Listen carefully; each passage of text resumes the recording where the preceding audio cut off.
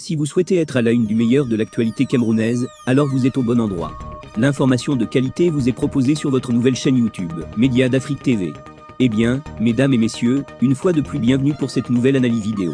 Pour vous qui êtes nouveaux, retenez que nous sommes une équipe d'experts analystes, spécialisés dans les affaires politiques, dont l'objectif majeur est de vous informer en continu des faits et gestes, politiques, économiques et sportifs qui fait rage au quotidien.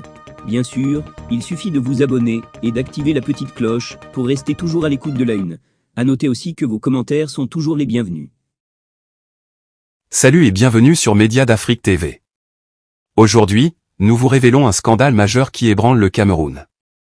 Un détournement de 8 milliards de francs CFA, orchestré par un réseau mafieux avec l'implication présumée de hauts responsables. Préparez-vous pour des révélations choquantes. Tout commence en mai 2023, au marché de la gare de New Bel à Douala. 400 commerçants ont été brutalement expulsés sans préavis par la maire de Douala II, Denise Fampou. Ces commerçants se sont retrouvés sans ressources ni alternatives. Quelques mois plus tard, un nouveau marché surgit sur le même site. Mais au lieu de réinstaller les commerçants expulsés, les boutiques sont mises en vente pour 15 millions de francs CFA chacune, générant des revenus énormes pour les initiateurs du projet. Mais qui sont les acteurs derrière ce scandale? Les enquêtes ont révélé 3 noms, Fiagam, Kanguin Emmanuel et Kemo Carlos. Ils sont accusés d'avoir orchestré ce projet illégal, prétendant agir avec la bénédiction de la mairie de Douala II. Le montant total visé par ce réseau est de 8 milliards de francs CFA. Denise Fampou, la maire de Douala II, a nié toute implication lors de la session du conseil municipal du 31 août 2023. Elle a défié les conseillers de produire des preuves de son implication. Pourtant, le marché a été construit sur un terrain sous la juridiction de Douala II. Alors, qui a approuvé ce projet?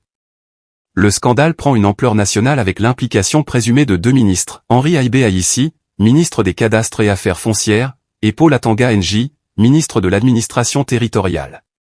Ces hauts responsables n'ont pas fourni de réponse claire sur leur rôle ou leur connaissance de cette affaire. Leur silence alimente les spéculations sur une complicité tacite ou active dans ce détournement massif.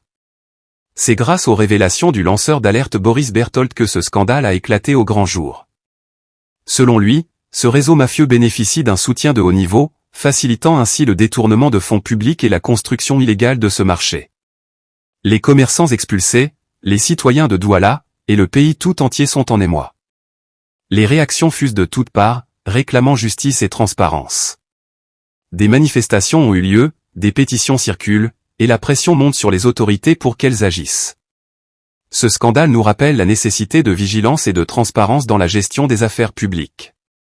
Le Cameroun mérite des dirigeants intègres et responsables. Média d'Afrique TV continuera à suivre cette affaire de près et à vous informer des développements. Merci d'avoir suivi cette édition spéciale.